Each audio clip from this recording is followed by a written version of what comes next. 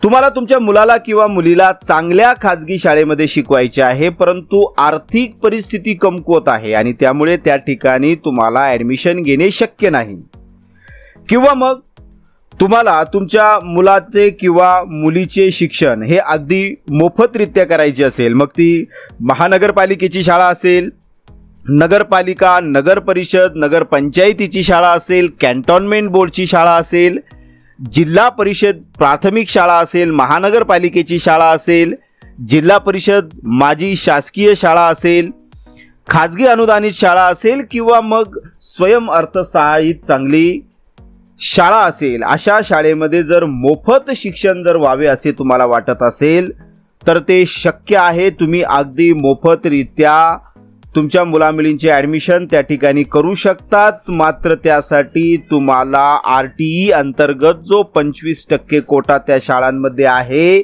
त्या कोट्याचा लाभ तुम्हाला घ्यावा लागेल.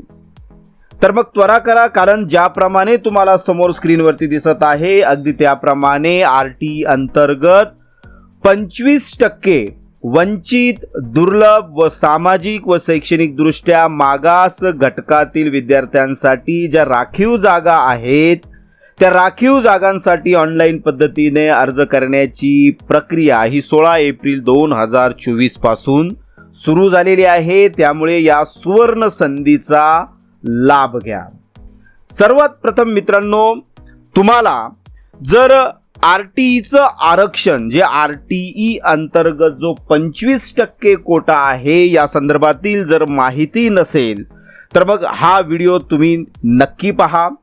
मित्रांनो, या व्हिडिओद्वारे आपण थोडक्यात 2009 साली केंद्र सरकारने जो राईट टू एज्युकेशन कायदा पारित केलेला आहे त्याबद्दलची थोडक्यात माहिती आपण समजून घेणार आहोत. त्याचप्रमाणे या कायद्याअंतर्गत RTEच्या आरक्षणासंदर्भातील माहिती आपण पाहणार आहोत. RTE अंतर्गत जो 25% कोटा शाळांमध्ये असतो त्यासाठी पात्र कोण असतं, अपात्र कोण ठरू शकतं, ही सर्व माहिती आपण ह्या व्हिडिओद्वारे पाहणार आहोत. त्यामुळे मित्रांनो, या व्हिडिओला अगदी सुरुवातीपासून शेवटपर्यंत पहा, मध्येच कुठेही स्किप करू नका. तर पहा मित्रांनो, नेमके RTEचं आरक्षण काय असतं, गरीब विद्यार्थ्यांना RTEमधून खाजगी शाळेत प्रवेश कशा पद्धतीने घेता येऊ शकतो. तर पहा मित्रांनो, केंद्र सरकारने 2009 साली RTE म्हणजे राईट टू एज्युकेशन कायदा पारित केला आहे. संविधानातील कलम 29 आणि 30च्या तरतुदींना अधीन राहून हा अधिनियम बालकांना लागू करण्यात आलेला आहे. आता या ठिकाणी बालक म्हणजे नेमकी कोण, तर बालक म्हणजे 8 ते 14 वयोगटातील मुलं, अशा प्रकारची व्याख्या या ठिकाणी बालक या शब्दाची करण्यात आलेली आहे. मित्रांनो, RTE कायद्याअंतर्गत विद्यार्थ्यांना मोफत आणि सक्तीचे शिक्षण देण्याची तरतूद ही करण्यात आलेली आहे. मित्रांनो, समोर तुम्हाला स्क्रीनवरती दिसत आहे वंचित, दुर्बल व सामाजिक व शैक्षणिक दृष्ट्या मागासवर्ग घटकांतील मुलांना या कायद्याअंतर्गत 25% प्रवेशाअंतर्गत जे रिझर्वेशन करण्यात आलेले आहे ते नेमकी कोणकोणत्या शाळांमध्ये आहे ते समोर तुम्हाला स्क्रीनवरती दिसत आहे. मित्रांनो, या अंतर्गत प्रवेशासाठी 2 प्रकारचे विद्यार्थी अर्ज करू शकतात. एक म्हणजे वंचित घटक आणि दुसरा जो गट आहे तो म्हणजे दुर्बल घटक. तर अशा 2 प्रकारच्या गटातील विद्यार्थी हे या 25% आरक्षणासाठी अर्ज करू शकतात. मित्रांनो, वंचित घटकात SC, ST, OBC, VJNT, SBC या सर्व मागास प्रवर्गांचा समावेश करण्यात आलेला आहे.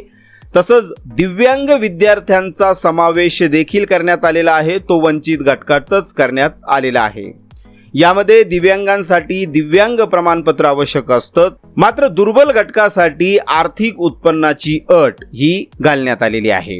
आता मित्रांनो, आपण पाहणार आहोत की महाराष्ट्र राज्य शासनाच्या प्राथमिक शिक्षण संचालनालय कार्यालयाने 3 एप्रिल 2024 रोजी या अंतर्गत जे ॲडमिशन्स होणार आहे त्या संदर्भातील गाईडलाईन्स या दिलेल्या आहेत. मग मित्रांनो, त्या गाईडलाईन्स काय आहेत ते आपण या ठिकाणी पाहणार आहोत. तर पहा मित्रांनो, बालकांचा मोफत व सक्तीच्या शिक्षणाचा अधिकार अधिनियम 2009 मधील सुधारित अधिसूचना दिनांक 9 फेब्रुवारी 2024 नुसार वंचित, दुर्बल व सामाजिक व शैक्षणिक दृष्ट्या मागासवर्ग घटकातील मुलांना RTE अंतर्गत 25% प्रवेशाच्या अनुषंगाने प्राधान्यक्रम ठरविताना विद्यार्थ्यांच्या निवासस्थानापासून 1 किलोमीटर पर्यंतच्या अंतरावर अनुदानित शाळा, शासकीय शाळा, त्याचप्रमाणे स्थानिक स्वराज्य संस्थांच्या शाळा व स्वयं अर्थसहाय्यित शाळा अशा सर्व प्रकारच्या शाळा असतील. वंचित, दुर्बल व सामाजिक व शैक्षणिक दृष्ट्या मागासवर्ग घटकांतील मुलांना 25% प्रवेश देताना अनुदानित शाळा, शासकीय शाळा, स्थानिक स्वराज्य संस्थांच्या सर्व शाळा व स्वयं अर्थसहाय्यित शाळा असा प्रवेशासाठीचा प्राधान्यक्रम हा असणार आहे. तथापि एखाद्या पालकांनी प्राधान्य म्हणून अनुदानित शाळेऐवजी स्थानिक स्वराज्य संस्थेच्या शाळांची किंवा शासकीय शाळांची निवड करावयाची असल्यास त्यानुसार त्या पालकास प्राधान्य म्हणून स्थानिक स्वराज्य संस्थेची शाळा किंवा शासकीय शाळा ही निवडता येणार आहे. विद्यार्थ्यांच्या निवासस्थानापासून 1 किलोमीटर पर्यंतच्या अंतरावर अनुदानित शाळा, शासकीय शाळा, स्थानिक स्वराज्य संस्थांच्या शाळा जर नसतील व 1 किलोमीटर पर्यंतच्या अंतरावर स्वयं अर्थसहाय्यित शाळा असेल तर अशा परिस्थितीत त्या स्वयं अर्थसहाय्यित शाळेत मुलांना 25% प्रवेशाअंतर्गत प्रवेश दिला जाऊ शकतो. अपवादात्मक परिस्थितीत विद्यार्थ्यांच्या निवासस्थानापासून 1 किलोमीटर पर्यंतच्या अंतरावर अनुदानित शाळा, शासकीय शाळा, स्थानिक स्वराज्य संस्थांच्या शाळा व स्वयं अर्थसहाय्यित शाळा नसेल तर विद्यार्थ्याच्या निवासस्थानापासून 3 किलोमीटर पर्यंतच्या अंतरावरील शाळांमध्ये प्रवेश उपरोक्त प्राधान्यक्रमाने होईल. मित्रांनो, वंचित, दुर्बल व सामाजिक व शैक्षणिक दृष्ट्या मागासवर्ग घटकातील मुलांचा 25% प्रवेशाअंतर्गत प्रवेशासाठी खालील व्यवस्थापनाच्या शाळा हा निश्चित करण्यात आलेल्या आहे. तर मित्रांनो, या ठिकाणी तुम्हाला संपूर्ण कोष्टक दिसत आहे. त्यानुसार शाळा व्यवस्थापन जे आहे ते महानगरपालिका शाळा, नगरपालिका, नगरपरिषद, नगरपंचायत शाळा, कॅन्टोन्मेंट बोर्ड शाळा, जिल्हा परिषद, प्राथमिक शाळा, महानगरपालिका शाळा स्वयं अर्थसहाय्यित, जिल्हा परिषद, माजी शासकीय, खाजगी अनुदानित, त्याचप्रमाणे स्वयं अर्थसहाय्यित शाळा अशा प्रकारचा मित्रांनो व्यवस्थापन हे करण्यात आलेले आहे. या ठिकाणी सर्वात महत्त्वाची बाब एक लक्षात घ्या, ती म्हणजे RTE कायद्यानुसार 25% प्रवेशासाठी अल्पसंख्याक शाळांना मित्रांनो यातून वगळण्यात आलेलं आहे. RTE 25% प्रवेश प्रक्रियेकरिता पात्र शाळा नोंदणी केल्यानंतर व RTE 25% अंतर्गत विद्यार्थी प्रवेशित झाल्यानंतर कालांतराने जर सदर शाळेत सक्षम प्राधिकारी यांच्याकडून अल्पसंख्याक दर्जा जर प्राप्त झाला, वरती आपण बघितलं की RTE कायद्यानुसार 25% जे प्रवेश आहे, जे आरक्षण आहे ते अल्पसंख्याक शाळांना त्यातून वगळण्यात आलेलं आहे. मात्र जर समजा शाळेमध्ये जी शाळा अगोदर अल्पसंख्याक नव्हती, जिला अल्पसंख्याकाचा दर्जा नव्हता, मात्र तिला जर कालांतराने जर समजा अल्पसंख्याकाचा दर्जा जर प्राप्त जर झाला तर मग RTE 25% अंतर्गत प्रवेशित झालेले जे विद्यार्थी आहेत त्यांचे शैक्षणिक नुकसान होऊ नये म्हणून इयत्ता 8वी पर्यंत किंवा त्या शाळेतील शेवटच्या RTE अंतर्गत प्राप्त वर्गांपर्यंत RTE 25% मधून शिक्षण देणे हे त्या शाळेला अनिवार्य राहणार आहे. तसेच अल्पसंख्याक दर्जा प्राप्त झाल्यानंतर मात्र त्या पुढील वर्षाकरिता सदर शाळा RTE 25% प्रवेशासाठी पात्र ठरणार नाही. गट शिक्षण अधिकारी स्तरावर प्रवेश प्रक्रियेची कागदपत्रे तपासणी करता पडताळणी समिती गठीत करावी. तसेच महानगरपालिका स्तरावर देखील अशाच प्रकारच्या समिती गठीत करावी. समितीमध्ये आवश्यक बदल करण्याची मुभा ही संबंधित अधिकाऱ्यांना राहील. पडताळणी समितीने खालील बाबींची तपासणी ही करायची आहे. मित्रांनो, RTE अंतर्गत जे 25% आरक्षण आहे त्या प्रवेशाकरिता आवश्यक कागदपत्र नेमकी कोणती आहेत? तर मित्रांनो, सन 2024-25 या शैक्षणिक वर्षासाठी RTE 25% प्रवेश प्रक्रियेकरिता निवासी पुराव्याकरिता रेशनिंग कार्ड, ड्रायव्हिंग लायसन, वीज किंवा टेलिफोन देयक किंवा प्रॉपर्टी टॅक्स देयक, घरपट्टी, आधार कार्ड, मतदान ओळखपत्र, पासपोर्ट, राष्ट्रीयकृत बँकेचे पासबुक इत्यादी यांपैकी कोणताही एक पुरावा हा ग्राह्य धरला जाईल. भाडे तत्वावर राहणाऱ्या पालकांकरिता भाडे करार हा दुय्यम निबंधक कार्यालयाच्या नोंदणीकृतच असावा. भाडे करार हा फॉर्म भरण्याच्या दिनांकाच्या पूर्वीचा असावा व त्याचा कालावधी 11 महिन्यांचा किंवा त्यापेक्षा जास्त कालावधी असलेला असावा. जे पालक रहिवाशी पुरावा म्हणून भाडे कराराची प्रत जोडतील त्यांची कोणत्याही टप्प्यावर पडताळणी करण्यात येईल. ज्या ठिकाणचा भाडे करारनामा दिला असेल त्या ठिकाणी बालक राहत नाही असे आढळून आल्यास त्या पालकाविरुद्ध कायदेशीर कारवाई करण्यात येऊन सदर बालकाचा प्रवेश रद्द करण्यात येईल. तसेच RTO मधून प्रवेश झाला तरीही संपूर्ण फी संबंधित पालकाला भरावी लागेल. यानंतर जन्मतारखेचा पुरावा सादर करावा लागेल. जात प्रमाणपत्र पुरावा सक्षम अधिकाऱ्यांनी प्रमाणित करून दिलेले जात प्रमाणपत्र त्यासाठी आवश्यक आहे. यानंतर उत्पन्नाचा दाखला रुपये 1 लाखापेक्षा कमी उत्पन्न असलेला असावा. प्रवेश प्रक्रिया सुरू होणाऱ्या 1 वर्षापूर्वीच्या आर्थिक वर्षातील असावा. उदाहरणार्थ सन 2024-25 मध्ये प्रवेश घेताना पालकांचे सन 2022-23 किंवा 2023-24 या वर्षातील उत्पन्नाचा दाखला प्रवेशाकरिता ग्राह्य समजण्यात यावा. आता जे दिव्यांग विद्यार्थी आहे अशा दिव्यांग मुलांसाठी वैद्यकीय प्रमाणपत्राचा पुरावा लागेल. जिल्हा शल्य चिकित्सक, वैद्यकीय अधीक्षक, अधिसूचित जिल्हा शासकीय रुग्णालय यांचे 40% पेक्षा जास्त दिव्यांग असल्याचे प्रमाणपत्र आवश्यक आहे. आता पुढचा जो महत्त्वाचा मुद्दा आहे तो म्हणजे बालकांचा मोफत व सक्तीच्या शिक्षणाचा अधिकार अधिनियम 2009 मधील तरतुदीनुसार सन 2024-25 या शैक्षणिक वर्षाकरिता शाळा प्रवेशासाठी बालकाचे वय हे 6+ म्हणजे 6 पेक्षा जास्त गृहीत धरताना मानीव दिनांक 31 डिसेंबर निश्चित करण्यात आलेली आहे.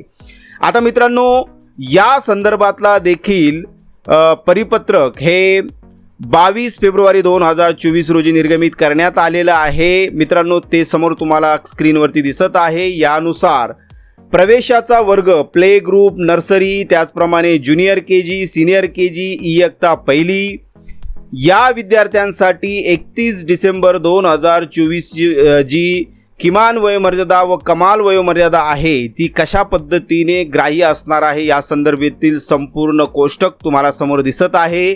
ते तुम्ही अगदी सविस्तररित्या मित्रांनो बघू शकतात आणि तुमची मुलं ही प्रवेशासाठी इलिजिबल आहेत की नाही वयानुसार ते तुम्ही या ठिकाणी पडताळून बघू शकतात. यानंतरचा मित्रांनो पुढचा जो मुद्दा आहे तो म्हणजे पालकांनी ऑनलाईन प्रवेश अर्ज भरताना सिंगल पॅरेंट म्हणजे जर समजा विधवा, घटस्फोटित आई अथवा वडील यापैकी कोणताही एक जर पर्याय निवडला असेल तर संबंधित बालकाचे पालकत्व स्वीकारलेल्या व्यक्तीचे प्रवेशासाठी लागणारे आवश्यक कागदपत्र हे ग्राह्य धरण्यात येतील. RTE नियमानुसार एखाद्या शिक्षण संस्थेच्या एकाच आवारात अथवा परिसरात इयत्ता पहिली ते 4थी पर्यंत मान्यता असलेली एक शाळा असेल व तेथेच इयत्ता 5वी ते 10वी पर्यंत मान्यता असलेली दुसरी शाळा असल्यास इलेमेंटरी सायकलनुसार इयत्ता पहिलीला 25% प्रवेश प्रक्रियेअंतर्गत दिलेले प्रवेश पुढे त्याच संस्थेच्या त्याच परिसरातील असलेल्या शाळेत इयत्ता 5वी ते 8वी करिता ते प्रवेश नियमित राहणार आहेत. हा अतिशय महत्त्वाचा मुद्दा आहे मित्रांनो. आता यानंतरचा मित्रांनो जर सर्वात महत्त्वाचा मुद्दा आहे तो म्हणजे कोणकोणत्या कारणांमुळे शाळा RTE 25% प्रवेश हा नाकारू शकतो. तर मित्रांनो जर समजा अवैध निवासाचा पत्ता दिला, अवैध जन्मतारखेचा दाखला दिला, अवैध जातीचे प्रमाणपत्र दिले, अवैध उत्पन्नाचे प्रमाणपत्र दिले, अवैध फोटो ID किंवा अवैध दिव्यांग प्रमाणपत्र जर असेल तर शाळा RTE 25% अंतर्गत प्रवेश हा नाकारू शकते.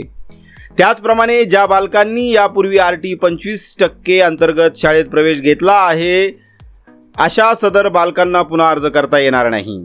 प्रवेश अर्ज भरताना याबाबत चुकीची माहिती भरून पुन्हा प्रवेश घेतल्याचे आढळल्यास सदरील प्रवेश रद्द करण्यात येईल. तसेच पालकांनी एकच परिपूर्ण अर्ज भरावा, अनेक अर्ज भरू नयेत. अनेक अर्ज भरल्याचे निदर्शनास आल्यास सदर अर्ज लॉटरीसाठी विचारात घेतला जाणार नाही. अशा पालकांचे अर्ज रद्द करण्यात येईल याची नोंद घ्यावी. यानंतर मित्रांनो, कागदपत्रे तपासणी करता गट शिक्षणाधिकारी यांच्या अध्यक्षतेखाली पडताळणी समिती गठीत करण्यात येईल. आता ही जी पडताळणी समिती जी असणार आहे ती कशा पद्धतीने असणार आहे ती समोर मित्रांनो तुम्हाला स्क्रीनवरती दिसत आहे. मित्रांनो, पडताळणी समितीने प्रवेशपात्र बालकांच्या प्रवेशाकरिता आवश्यक त्या सर्व कागदपत्रांची पडताळणी करायची आहे. गट शिक्षणाधिकारी यांनी प्रत्येक बालकाला 3 वेळा प्रवेशाकरिता संधी देऊन पालकांनी संपर्क केला नाही अथवा प्रवेशासाठी आले नाही तर विविध मुदतीत RTE पोर्टलवर नॉट अप्रोच करावे. पडताळणी समिती केंद्रावर गर्दी होणार नाही व बालक प्रवेशापासून वंचित राहणार नाही याची दक्षता घ्यायची आहे. ज्या बालकाचा शाळेत प्रवेश निश्चित झाला आहे त्या बालकाच्या पालकांशी संबंधित शाळेनेही संपर्क हा साधायचा आहे. त्याचप्रमाणे पडताळणी समितीने सविस्तर माहिती सर्वांना दिसण्यासाठी पोर्टलवर भरावी व त्याची खात्री करावी. पडताळणी समितीने मागील वर्षी प्रवेशित विद्यार्थ्यांची आकडेवारी विचारात घेऊन सुधारित अधिसूचना दिनांक 9 फेब्रुवारी 2024 मधील बदल लक्षात घेऊन पडताळणी विषयक कामकाज वेळेत होईल या दृष्टीने नियोजन करावे. पडताळणी समितीने रहिवाशी पत्ता, गुगलवरील पत्ता व वय याबाबत पात्र विद्यार्थ्यांची अचूक खात्री करावी. सामाजिक वंचित संवर्गातील विद्यार्थ्यांकरिता जात प्रमाणपत्राची तर आर्थिक दुर्बल संवर्गातील विद्यार्थ्यांकरिता उत्पन्न प्रमाणपत्राची पडताळणी करावी. या दृष्टीने आवश्यक सुविधा गट शिक्षणाधिकारी स्तरावर करण्यात यावी. समितीने संबंधित विद्यार्थ्यांची कागदपत्रे तपासणी करून प्रमाणित केल्यानंतर सदर विद्यार्थ्यांना प्रवेश देण्याची सुविधा RTE पोर्टलवर करण्यात येते. पडताळणी समितीने तपासणी केलेले पात्र विद्यार्थी गट शिक्षणाधिकारी यांचे स्वाक्षरीने पत्र घेऊन शाळेत जातील. शाळा स्तरावर कोणत्याही कागदपत्रांची तपासणी करण्यात येणार नाही. जे विद्यार्थी कागदपत्रे तपासणीमध्ये अपात्र होतील त्यांची निवड रद्द करण्यात यावी व अशा रद्द झालेल्या विद्यार्थ्यांना शिक्षणाधिकारी जिल्हा परिषद यांच्याकडे तक्रारीची दाद मागता येईल. शिक्षणाधिकारी जिल्हा परिषद यांचा निर्णय मान्य नसल्यास विभागीय शिक्षण उपसंचालक विभागीय कार्यालय यांच्याकडे दाद मागता येऊ शकते व त्यांचा निर्णय अंतिम राहील. शासन निर्णय दिनांक 21 एप्रिल 2014 नुसार शिक्षणाधिकारी प्राथमिक यांनी जिल्हा, तालुका व नगरपालिका, महानगरपालिका स्तरावर तक्रार निवारण केंद्र व मदत केंद्राची स्थापना करावी. प्रतीक्षा यादीमध्ये नाव आहे याचा अर्थ प्रवेश निश्चित होईलच असा नाही. ही महत्त्वाची बाब मित्रांनो समजून घ्या. पालकांनी केवळ SMS वर अवलंबून न राहता RTE पोर्टलवर वेळोवेळी दिलेल्या सूचनांचे अवलोकन करावे व सदरील माहितीचा लाभ घ्यावा. विहित मुदतीनंतर प्रवेशासाठी कोणत्याही पालकांच्या अर्जाची किंवा निवेदनाची दखल घेतली जाणार नाही याची सर्व पालकांनी गांभीर्याने नोंद घ्यावी. सदरील सूचनांचे काटेकोरपणे पालन करून त्याची अंमलबजावणी करावी व स्थानिक स्तरावर सदर सूचनांबाबत मोफत प्रसिद्धी देण्यात यावी. तर अशा पद्धतीने मित्रांनो RTE अंतर्गत जे 25% आरक्षण शाळांमध्ये दिले जाते या संदर्भातील जी प्रोसेस आहे, जी माहिती आहे, जी मला ज्या पद्धतीने उपलब्ध झाली, ज्या पद्धतीने मला समजली त्या पद्धतीने मित्रांनो मी तुमच्यापर्यंत मांडण्याचा प्रयत्न केला. ही माहिती देत असताना चुकीने काही चुकीची माहिती दिली गेली असल्यास क्षमा करावी आणि ही संपूर्ण माहिती आहे असं समजण्यात येऊ नये. मित्रांनो, तुम्ही तुमच्या स्तरावरती RTE संदर्भातील जी वेबसाईट आहे त्यावरती तुम्ही माहिती घेऊ शकतात किंवा यातील जे तज्ज्ञ लोक आहेत त्यांच्याकडून तुम्ही सल्ला घेऊ शकतात. ही दिलेली इन्फॉर्मेशन म्हणजे मी दिलेला सल्ला आहे असे मानण्यात येऊ नये. तरी मित्रांनो ही इन्फॉर्मेशन देण्यामागचा माझा उद्देश केवळ आणि केवळ एवढाच होता की तुम्हाला थोडक्यात का होईना याबद्दलची इन्फॉर्मेशन ही मिळावी. त्यामुळे ही संपूर्ण परिपूर्ण 100% इन्फॉर्मेशन आहे असा दावा मी करत नाही. त्यामुळे मित्रांनो, ही इन्फॉर्मेशन 100% अगदी अचूक आहे असं न समजता तुम्ही तुमच्या पद्धतीने ॲडमिशन घेण्यापूर्वी आणखीन सविस्तर माहिती ही तज्ज्ञांकडून किंवा वेबसाईटच्या मार्फत घेऊ शकतात. आशा आहे मित्रांनो, ही इन्फॉर्मेशन तुम्हाला नक्कीच आवडली असेल. जर मित्रांनो हा व्हिडिओ तुम्हाला आवडला असेल तर नक्कीच लाईक करा, कमेंट करा आणि जास्तीत जास्त ह्या व्हिडिओला शेअर देखील करा. धन्यवाद मित्रांनो.